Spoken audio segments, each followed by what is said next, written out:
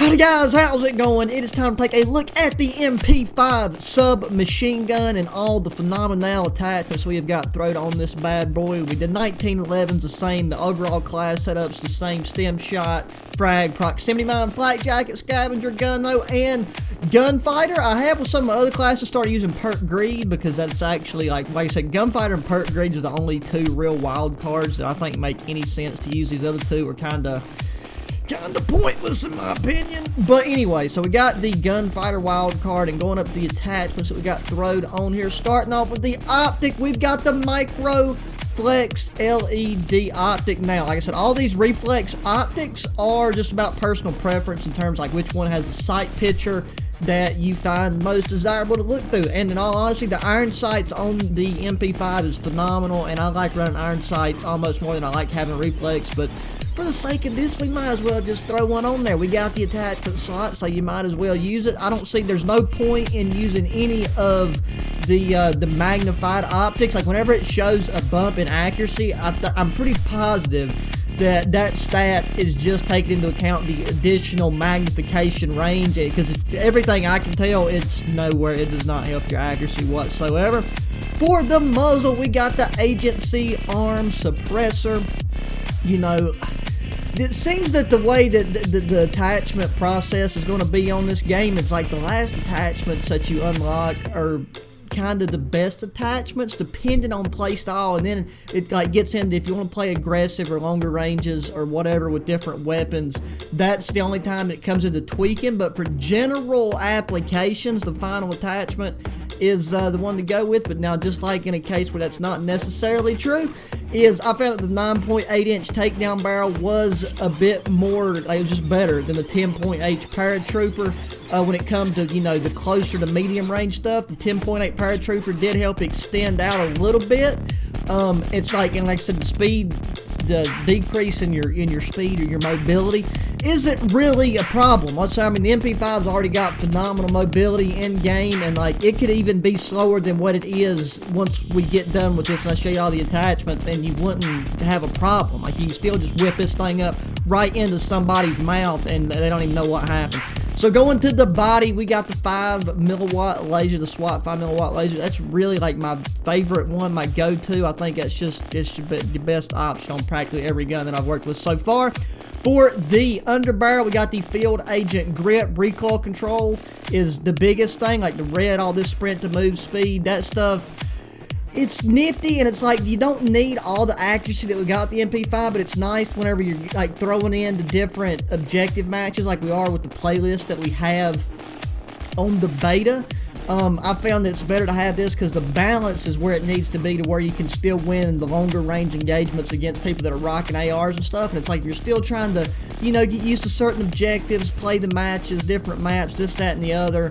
You know, this is the way to go. It's like if I was going to be playing MLG matches, I'm playing hard point, I'm going to be just straight up close, super fast paced in somebody's mouth. Somebody's going to be dicking me down after about 2 deaths, and yeah, I'd go with the red cell foregrip and change the attachments up a little bit. But since this is a beta class setup, you know, we're taking and skating on thin ice right here. We're gonna break through with other attachment combinations and more specific setups once the full version of the game drops. But we got the field agent grip right there. For the magazine, this is one that kind of surprised me with this weapon in particular. I thought for sure that the standard 50 round mag was going to be the one that I want to go with most of the time, if not all the time.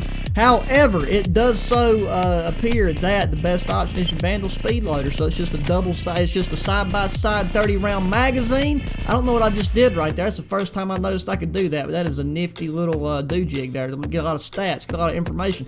But the Vandal speed loader was the best option because it's like you get the most accuracy, you get the most amount of ammo within like a certain time window of usability. And just like I said, if it's once you've used it in game, because the reload speed with the 50 round mag is on the slower side, and the 40 round speed mag, I thought maybe going back to it would be the best, you know, the best in between the Vandal and the standard 50. I know it's not standard, but I keep calling it standard. It's a Stanag. I don't know what that's supposed to be. But so the Vandal speed loader is the way to go. handle, got the Warden tight grip, aim and speed, aim flinch stability. The aim flinch stability is very key and very noticeable once you take and you really pay close attention to flinch and just mobility, like when it comes to crouching and stuff, why you have the weapon, why you're using the weapon, and just the weapon manipulation in general. Then going with the stock, we've got the Commando Assembly. And the stock's one that you can really play around with, and it's not going to make a world of difference. It's not like the stock options in Modern Warfare where, like, you know, you can change the stock and completely change the direction that the weapon would go. But with this, I found the Commando Assembly was just the best overall thing to tie this together, not only in practicality, the functionality of the weapon, but too just how it looks. I think that thing actually looks pretty mean, pretty nasty. But there you go, guys. Like I said, everything's the same as the other ones, so we will hop in a match and see how it goes. Throwing us into satellite domination, so we'll just try to keep the engagements relatively short, but once again, that's the nice thing about the MP5 is the fact that, you know, you can push out the longer range with the accuracy because the way we got this thing set up. Let's just, you know, gotta keep it down on where we got this. Well, we're in the last weekend, and now it's like free range for everybody. I've noticed that the servers are now starting to, you know, they're under some pressure. We've got some lag and some connectivity issues peeking their head up above the water. So that's a little bit. Oh, hello there. What just happened? God just shot me through the rocks. I didn't even see a man. The biggest thing too is now that like the other weapons and stuff that are available that wasn't previously available, I've been rocking with the Magnum and stuff a lot, and I can't wait to get to the Magnums. I kind of got a bone to pick with it. But the other problem is the god dang knives, mate. I had run into so many people running around with a knife, and apparently it's pretty good. It's like everybody that's running around's like methed out on crack with a sharpened toothbrush, just shanking everybody. Like, it is ridiculous how good that knife seems to be in terms of like your movement speed and the lunge and just how easy it is to poke somebody with the thing. But let's take, like I said, this ain't about the knife and everything we've got against it, or the Magnum. This is about the MP5. Whoa, whoa, whoa, there we go. See, you do burn through the bullets pretty fast, but you can do a lot of damage with the ammunition, with that smaller amount of ammunition. I just realized that we joined in on the second round. I wasn't paying a bit of attention to the score. So we joined in on the second round because there's no reason why we should be at, you know, we shouldn't be at the bottom of the totem pole. Let's just put it that way. But for the sake of time, you know, like I said, this is like the least important part of the video, in all honesty, is the actual gameplay part of it. Because, I mean, all the work and the effort and the time and the energy that goes into researching the classes is done many games in advance. And this is just about hanging out, chilling out, talking about it, touching it, you know, getting your nipples hard, whatever you got to do to make your Monday through your Sunday that much more interesting. So you might as well just, you know, swing in and watch the whole thing. And, you know, I mean, with Black Ops Cold War, as long as we ain't got no lag issue or anybody that's just out here being an actual cunt of a COD player, you know, I mean, I've just straight up been running through these St. Jude kids, brothers. Let me tell you, like, it's been going down in the DMs with these kids. Nobody's safe. I'm not even safe right there. I just run my. I gave him that kill. Once I said, you know, you got to give the St. Jude kids a free kill every now and then, because I mean, you don't know, they might ever having a bad day. We can make it that much better, shooting him in the thigh bone right there. Like, this is a class setup that I would not recommend for this map. You know, this is your AR dominant maps. Not maps, but map.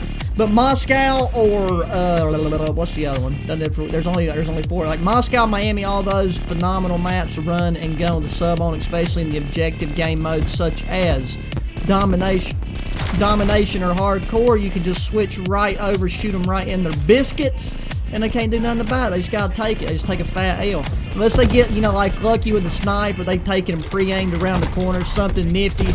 Hello there. I was about to say, if the game didn't give me that, I was going to have a problem. I was going to have to write a strongly worded letter to my congressman and the Treyarch developer. Just steal my kill, teammate. I joined in late. You got to at least give me a second to snag a kill. And they better get A, too, because we're about to cop C.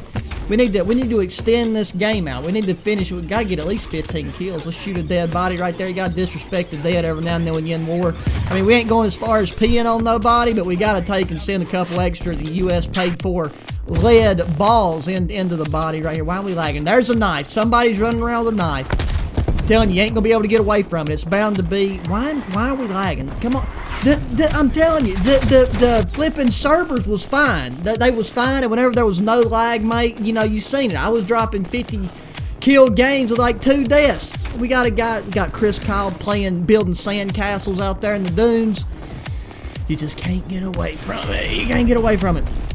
But yeah, like whenever you take and you actually play smart, like, which is the complete opposite of what I'm doing right now, I mean, you'll have some stellar matches in this sub. And I mean, it's really the most dominant submachine gun there is right now. The last sub that's available, I've been messing around with it, and it's not, I'm not really digging it, mate. Like, it's just the 3-round burst. I can't really get behind burst weapons that much. It's like they're not horrendously bad. It's just nowhere near as usable and as user-friendly, in my opinion, as like the MP5 or your AK-74U or even the Uzi. And the Uzi's one that I hadn't really messed around with too much. Why are these guys like just like out here spoon-feeding me their bodies? Because that seems to be what they're doing. They're even shooting back at me now.